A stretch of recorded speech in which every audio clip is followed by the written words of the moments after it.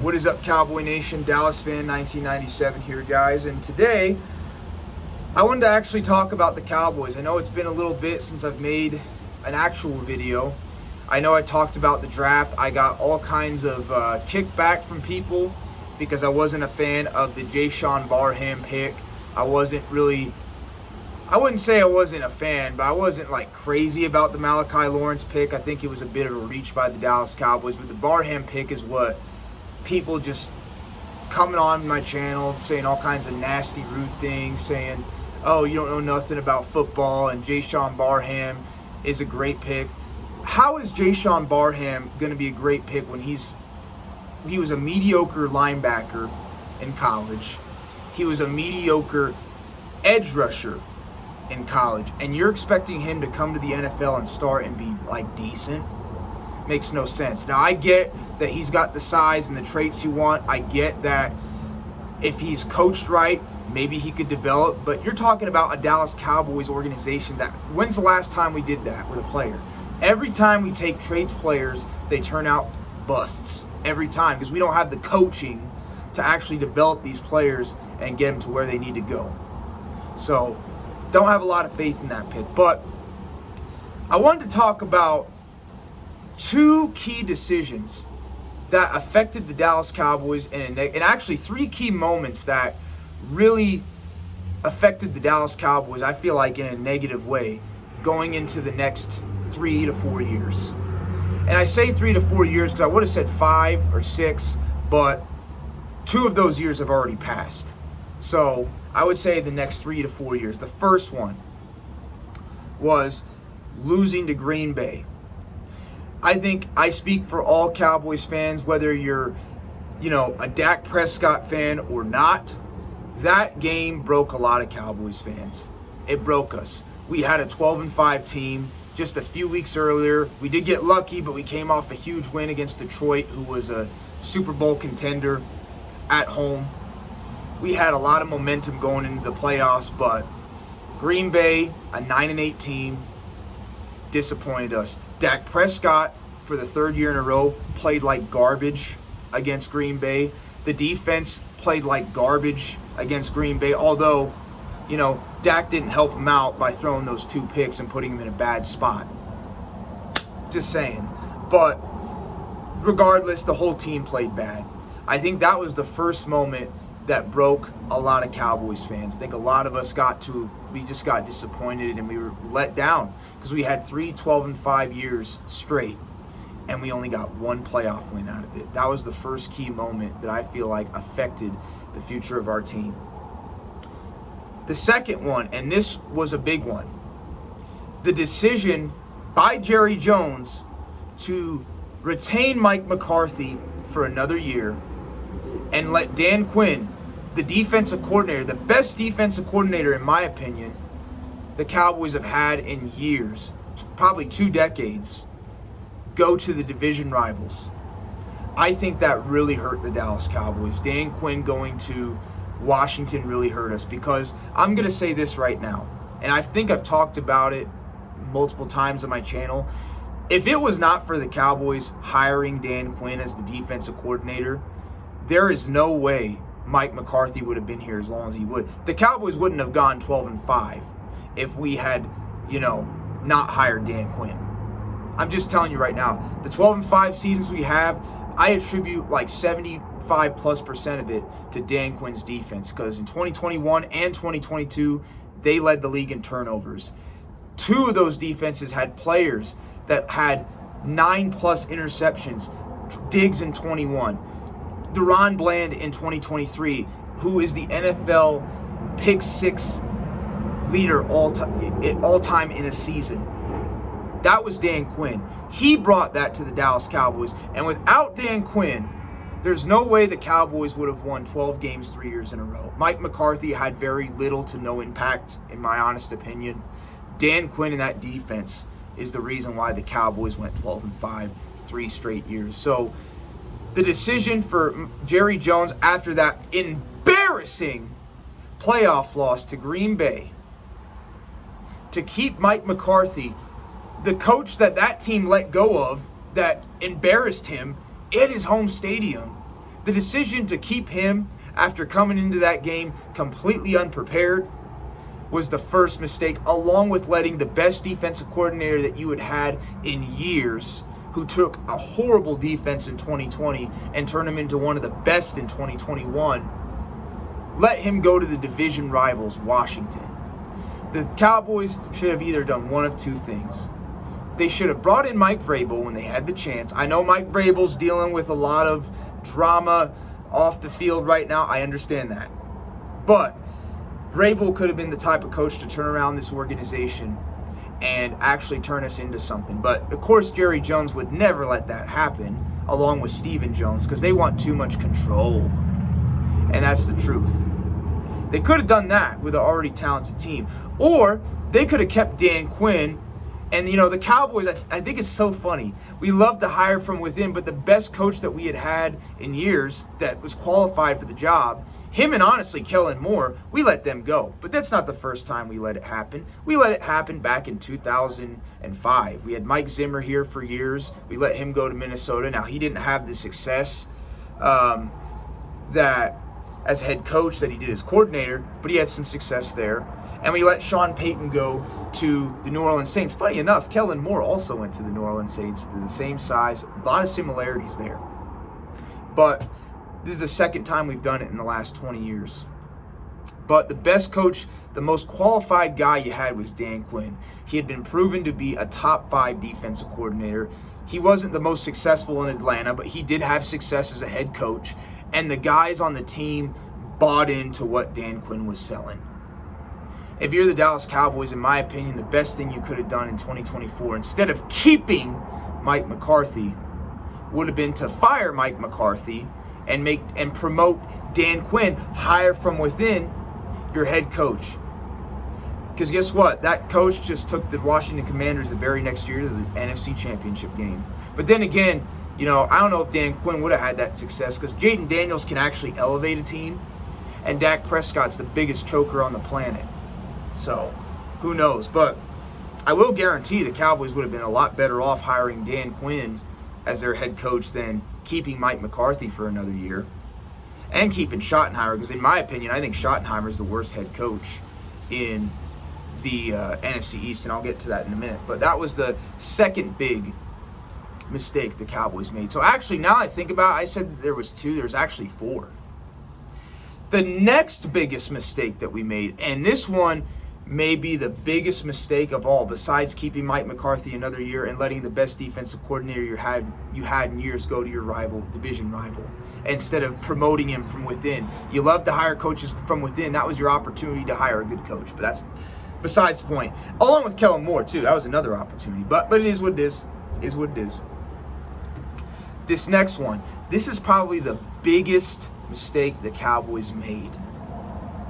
Paying Dak Prescott $60 million. Out of all these 4 mistakes, that one might be the biggest, dumbest mistake you made.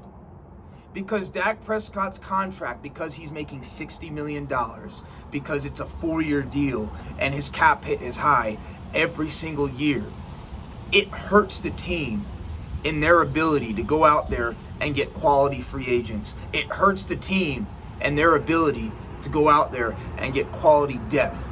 Look at all the depth the Dallas Cowboys have lost over the last couple years. And shout out to Big Country, because he mentioned this, and I was thinking about it too, and he's right. Micah Parsons. Even if we had paid Micah Parsons, Fan Nation, the Cowboys couldn't have afforded to keep him. No way. And I wouldn't have paid Micah Parsons at $47 million. Nowhere even close to being that much at all. I said what I would have paid him last year. But Jerry still tried to offer him the highest amount of money, $42 million. Even then, I don't think the Cowboys couldn't afford to keep him. We wouldn't. There's no way. There's no way we would have been able to afford to keep Micah Parsons. Why is that? It goes back to Dak's contract. Because Dak's contract's a 4-year deal. All the money's front-loaded, guaranteed. It hurts your ability. And honestly, any team that goes out there and pays a quarterback a big chunk of money has to understand there's going to be limits to how you can build a roster, because the quarterback is taking up so much of the cap space. They're going to have to understand that there's going to be weaknesses like the Cowboys have now on their roster because they can't afford to go out there and get help unless they hit in the draft. And the Cowboys haven't hit in the draft since 2022.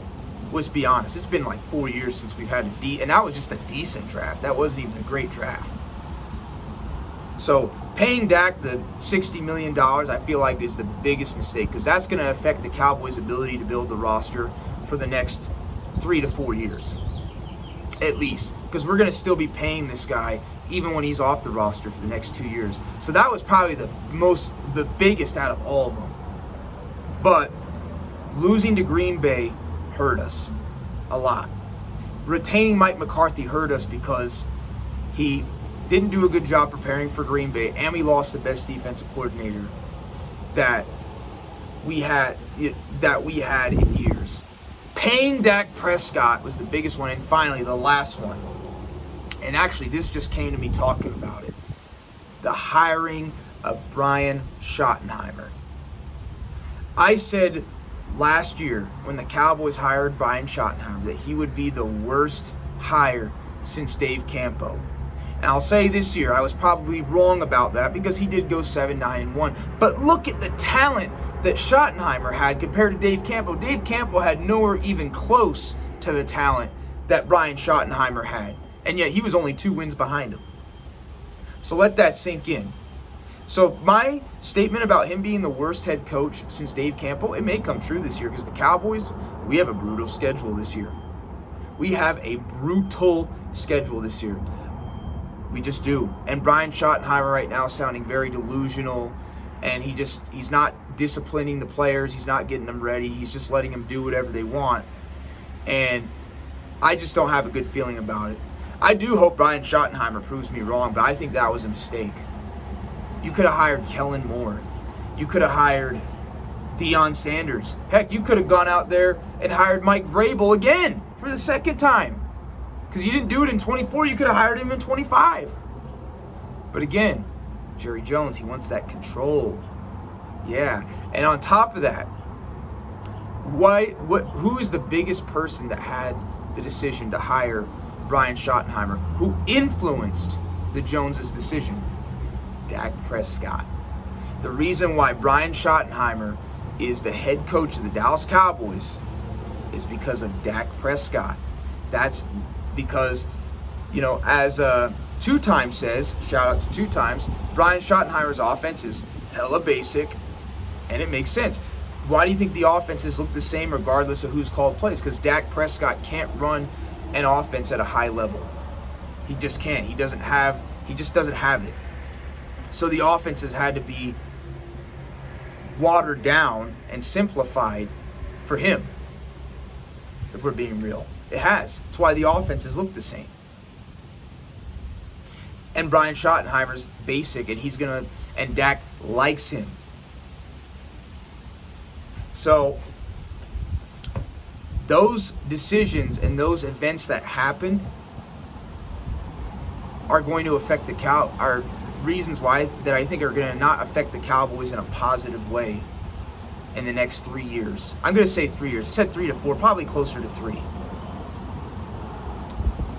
The loss to Green Bay, the retention of Mike McCarthy and letting Dan Quinn go, the overpayment of Dak Prescott, and the hiring of Brian Schottenheimer and passing on Kellen Moore, Sanders, and Mike Vrabel. Those decisions, I'm telling you right now, it's going to haunt the Dallas Cowboys. And I know a lot of people are excited about this year. What are we excited about? We went 7-9-1 last year. We only beat one team with a winning record, our division rivals, who were struggling all season. Every other team we beat were top 5 and top 10 draft pick teams that were missing multiple starters due to injury or they were just bad.